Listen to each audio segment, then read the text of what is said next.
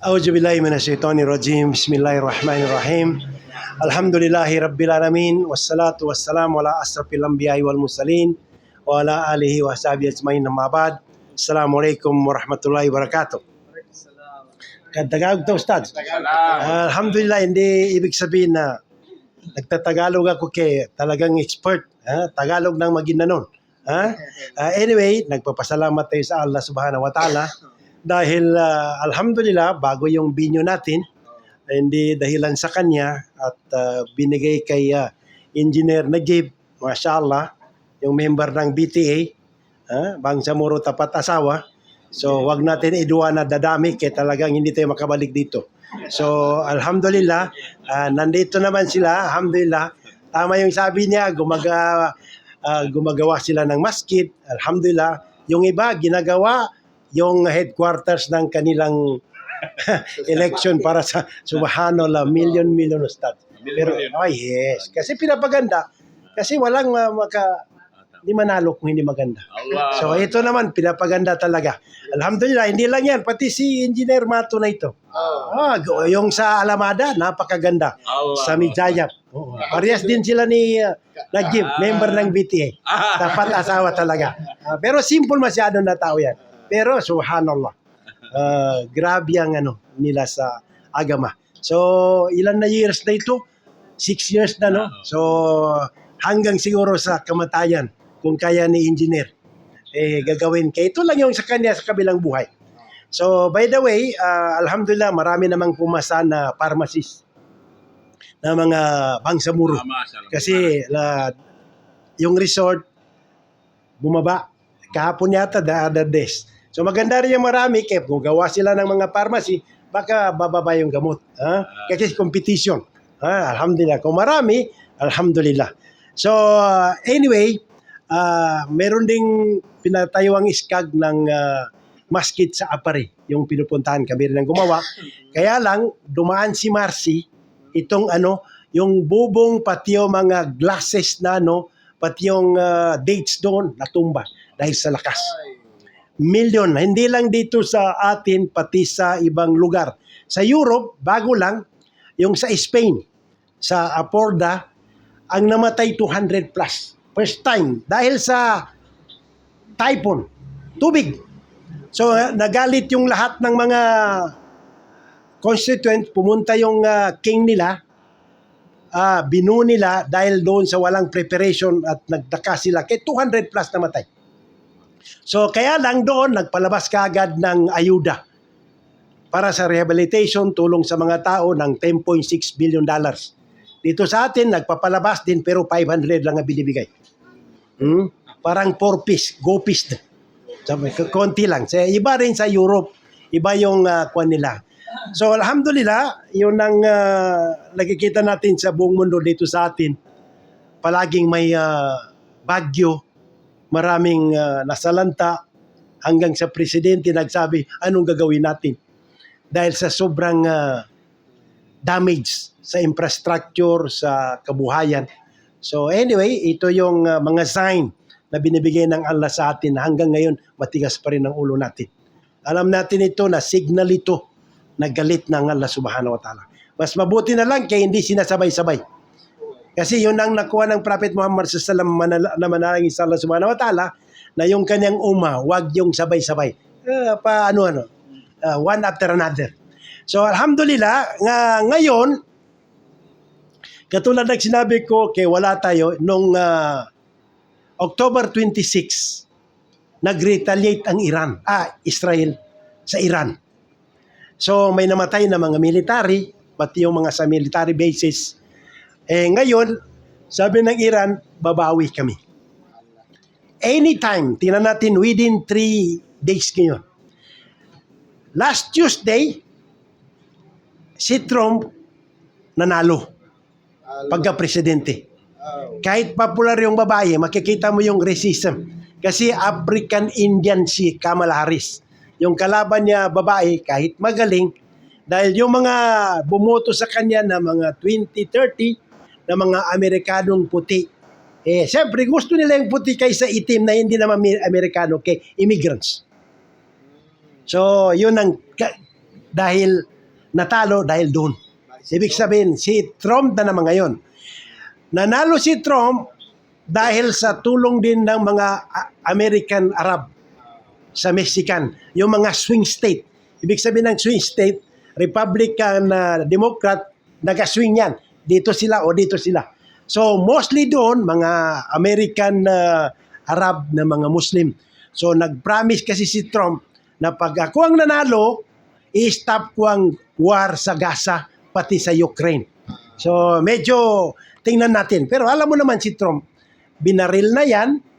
Sabi ng mga Muslim, God save you para solusyonan mo itong yung mga imam sa Amerika na mga Muslim na Palestinian.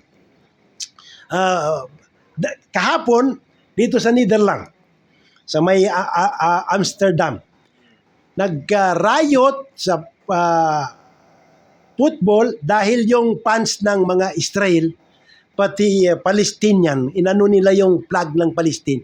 So lahat ng mga players, pinadalhan ni Netanyahu kagad ng 2 eroplano para umuwi kasi chaos ang ano.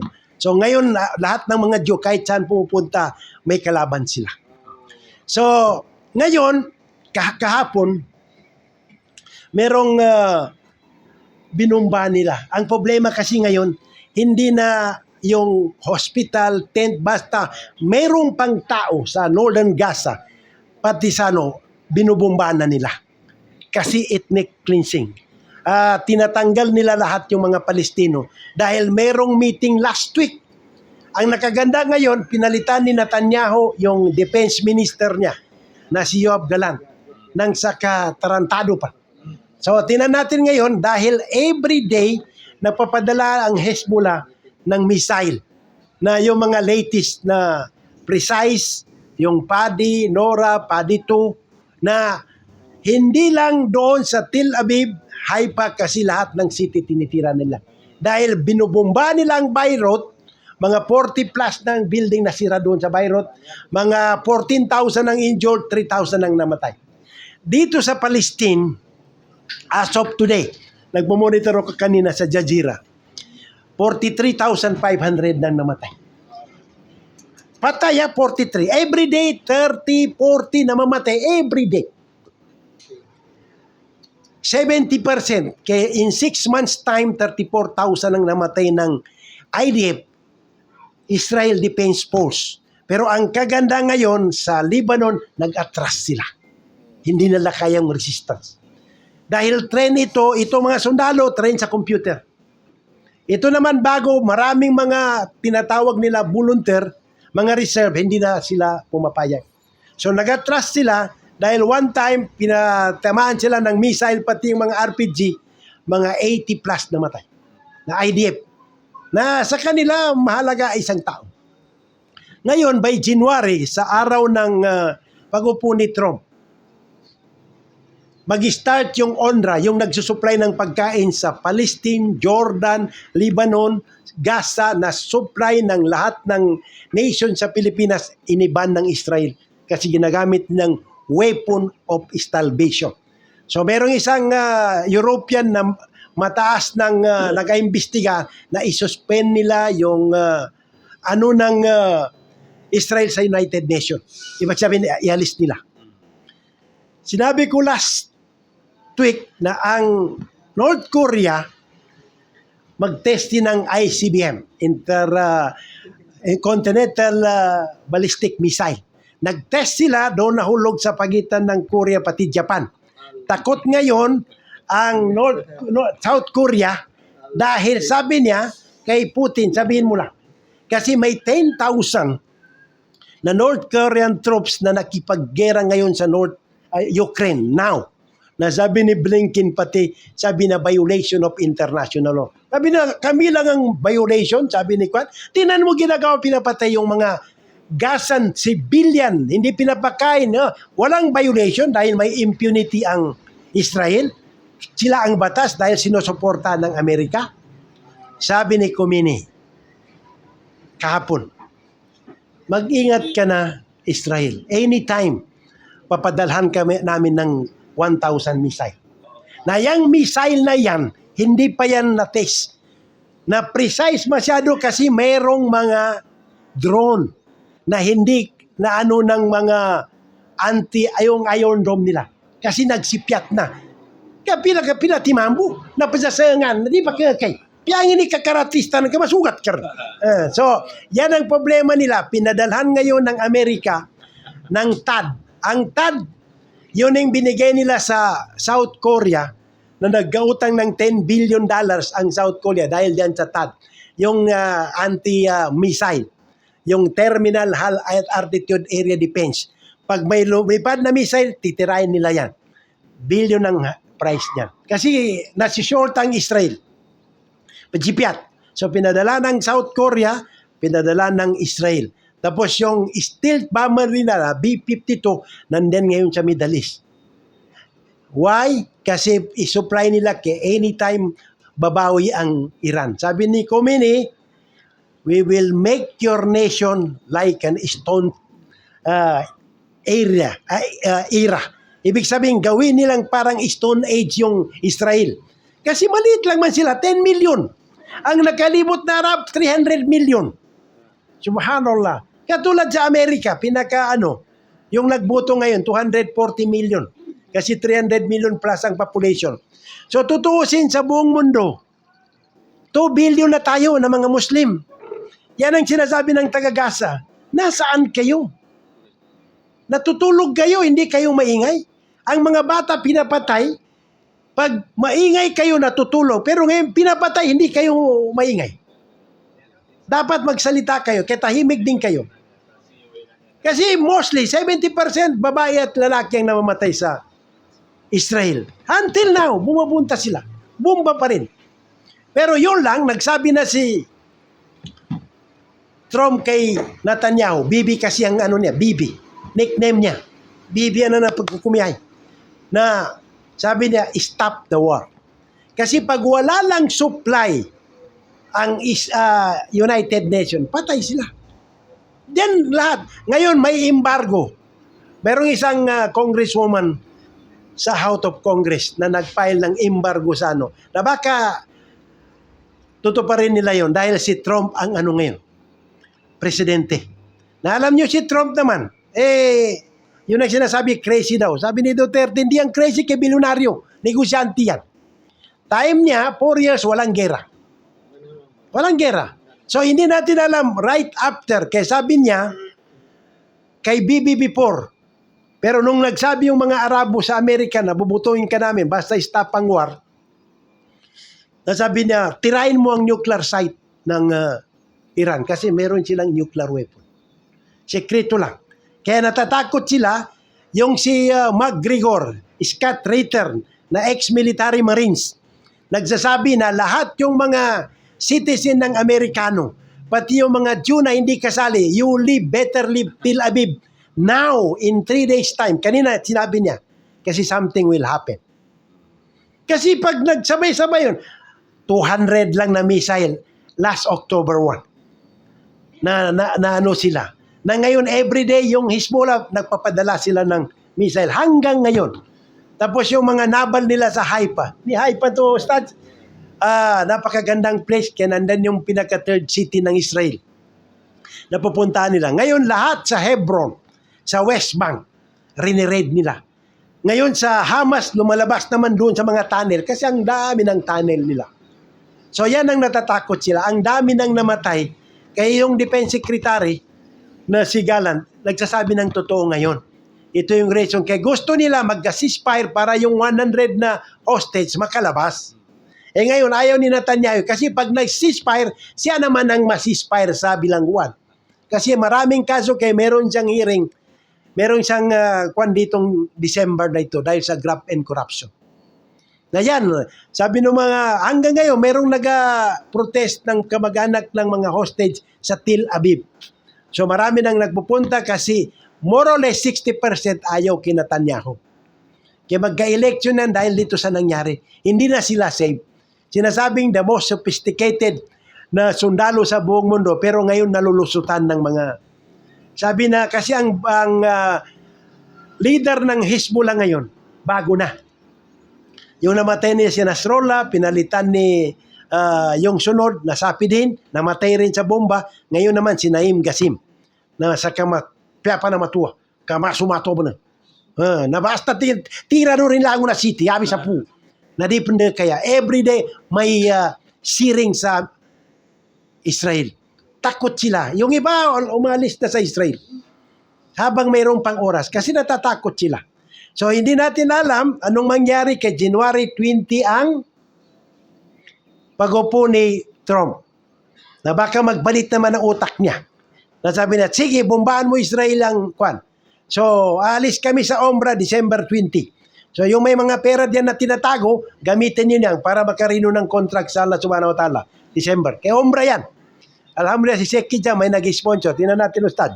Baka, yung may pera, ilabas na ninyo. Magtaw ba na kayo? Maiwan yan. Pag nagbutok yung, subhanallah, yung pinalipad ng North Korea, Taipudong yun. Makabot ng 14,000 kilometers. Abot niyang US.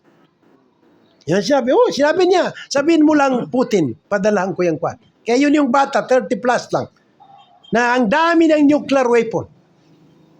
Na sabi, relax ka lang. Relax ka. Na yan ang problema. Kasi Iran, pag tinira yan, sasama ang China, pati Russia. Kasi collision yan. Yan ang problema. So talagang magkagulo sa buong mundo. Ngayon, ang European natatakot ngayon kaya parang i-abandon ni Trump sa mga speech niya. Yung mga immigration, i-stop niya. Yung milyon na nandoon sa loob na undocumented, pauwi niya. Kasi sabi niya, MAGA, Make America Great Again. Para Amerika lang. Hindi na sila magtulong. Billion. Imagine, maraming naghihirap sa kanila. Sa California, sa kita sa baryo. Maraming mga adik lahat. Pero nagpapadala sila sa Israel ng billion.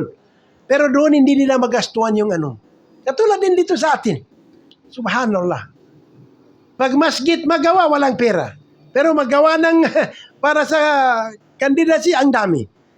Pag mag-register ng kwan, hindi ko inatak. Real talk. Ilang gasolina yan. Makagasto ka sa pag-file mo lang ng kandidacy ng 200,000. Kung igawa mo ng minarit yan, tapos ang laban. Hindi mo alam, manalo ka ba diyan? Pangguntong ka na to, buwa. Matagas ka, mababag ka. Makatabang ka, mabagag ka. Hindi kinapasara, natalo ka, nawang ka na bagag. Ito, yan ang problema. Pangganto ya. Pag-jog ka, subhanallah, dito ka mag-invest sa kabilang buhay.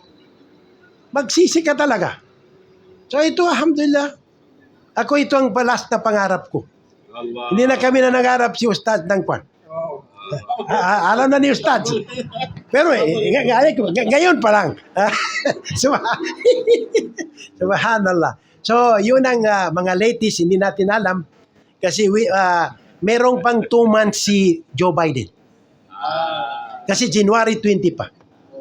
So possible na within up to December, marami pang mangyari. Pati dito sa atin. Kasi dinidihin nila si Duterte. Marami pang followers yan. Dahil sa mangyari sa atin ngayon.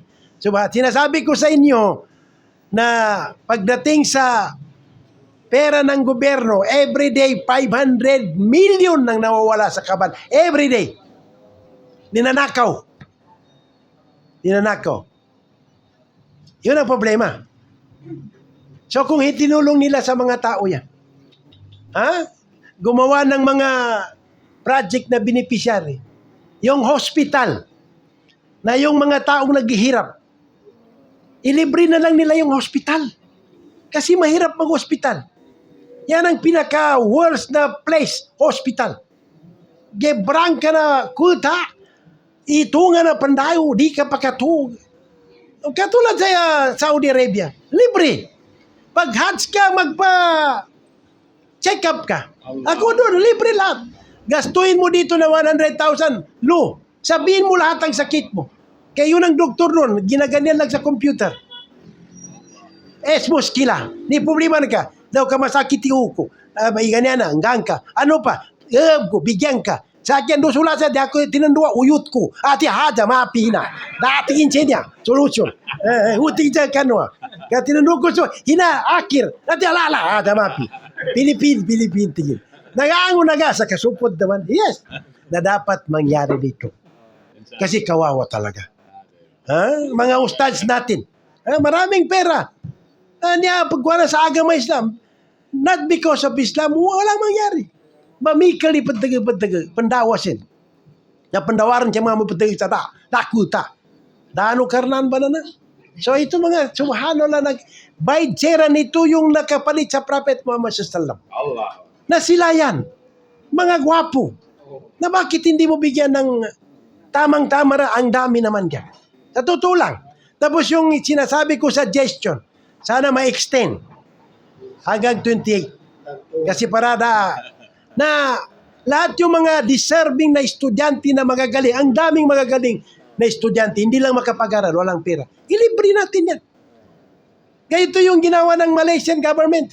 Ano sila? Pati Amerika takot. Why yung mga talented na mga tao noon, na mga bata, pinaaral nila sa Europe, Amerika, sa Germany, lahat. Pagbalik nila, lahat yon. Yan yung gumagalaw ngayon. Ang daming Pilipino magagaling, wala lang chance. Ay, Bangsamoro. Every time, mga top dancer ngayon. Hindi katulad noon. May pagbabago. Subhanallah. Yun ang pinaka-the best na gawin. Panalangin natin mga leaders natin. Bigyan sila ng mataas na, mahabang buhay pa. Dapat maisip nila ito. Huwag natin sila ipanalangin kasi matatanda na magkaroon pa ng another wife. Kaya siguradong maghabulan yan sa kanila kahit matanda. Makuha na batay. Kaya ginapiaso, labing wife pa jealous po. Di na pagkakawa na. Subhanallah. Na yun ang natin, ipanalangin natin sila. Kasi madaki po ni matay kung matuloy ito. So yun ang pinakamaganda. Panalangin natin yung mga, always yung mga kapatid natin na mga mujahidin na nakipaglaban alang-alang sa Islam. Without this Islam, at saka always sinasabi ko sa mga tao, doon sa amin, every morning, mga 3:00 pa lang, pumupunta na sa palengke. Maghanap buhay. Nakalimutan nila yung padyar. Na hindi na nila alam yung sunna lang sa padyar, better than the world and its content, ang reward. Mas grabe ka pa kay Elon Musk. Si Elon Musk ngayon, yung may-ari ng Starlink, pati yung spaceship, pati Tesla, ngayon nakuha niya ang Ford. Yan ang gagawin ni Trump na parang sa communication. Ngayon sabi niya, by 2040, magpadala siya ng first human doon sa Mars. Ginagawa nila ngayon, yung mga staff nila, lahat ng mga workers nila. Kasi nagpaano na sila, na nag-walk yung mga astronaut doon sa taas, alhamdulillah. Pero merong astronaut na isa, tinanggal sa NASA dahil nag-Muslim siya. Dahil noong Laylatul Qadr, napansin niya noon sa space siya na nagte-telescope, nakita niya sobrang liwanag, na wala namang star. Sabi niya, bakit nagkamali ito? Inulit niya ilang beses until such time na talagang hindi siya nagkamali. Nung nakababa siya, tinanong niya yung mga Muslim na kaibigan niya. Bakit? Sabi niya ganito. Sabi niya, what date is that? Sabi ng Muslim, that is Laylatul Qadr. Yung day of budgeting sa Islam. Na sabi niya, maliwanag tapos nakatutok yung liwanag doon sa Baitullah. Na hindi niya alam, basi mga malaikat ito. Nagkanasago na malaikat. Nanto ba? Na yun, alhamdulillah, nag-embrace siya, pero tinanggal sa NASA. Kasi dangerous, sabi nito. Sabi na, no problem. Kahit tinanggal niyo ako, I find the truth. I find the truth. Alhamdulillah, sabi niya. So, ang dami ngayon na mga kalaban ng Islam, sinasabi ko palagi, na alhamdulillah, nagbabalik Islam. Marami ring mga nurses.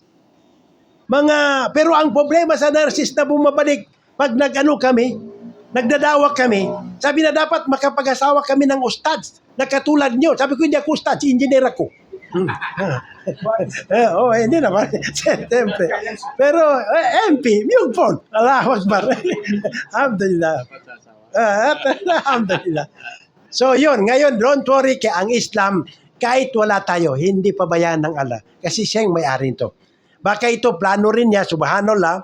Ang importante doon sa Gaza, may doktor na Christian din, na sabi na, I smell something I have never smelled before. Mga mamut, one time mamatayan, 100. Dinalagay sa trailer yan, nakaputi. Hindi ano ng mga Israel.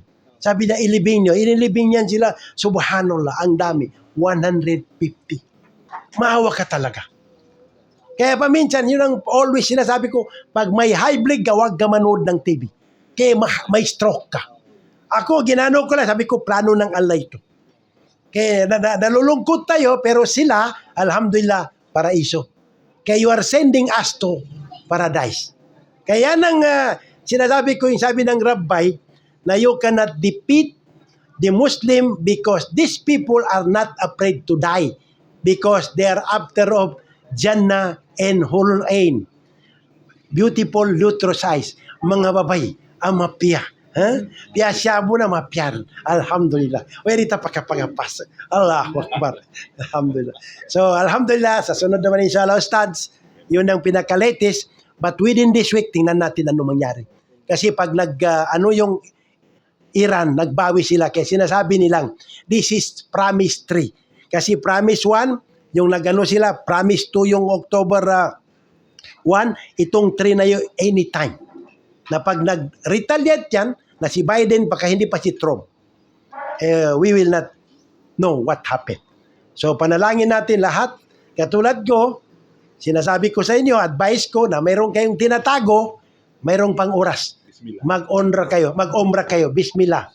Mag-umrah kayo kay January, pag nakaupo o mangyari, at least naka-intend kayo.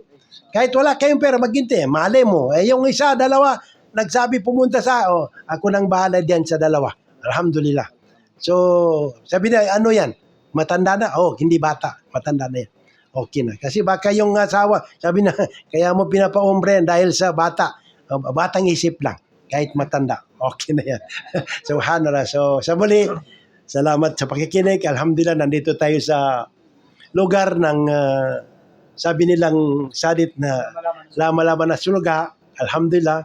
Pero pag nakapunta kayo ng Madina, doon natin sa Jannatul Rauda, lalaman naman na suluga po nito. So, habang wala pang gera, pumunta ka na doon. Pag wala doon, dito lang muna. Stay lang kayo dito sa lama-lama na ito. Hindi kayo magsisike, talagang natututo kayo, nabubusog yung inyong spiritual, pati yung physical ninyo. Kaya mamaya, attack and destroy. So sa muli, next naman inshallah, magkikita tayo. Subhanakallahumma hamdik, sallallahu alaihi wa sallam, astagfiruka wa atubu ilaik. Assalamualaikum.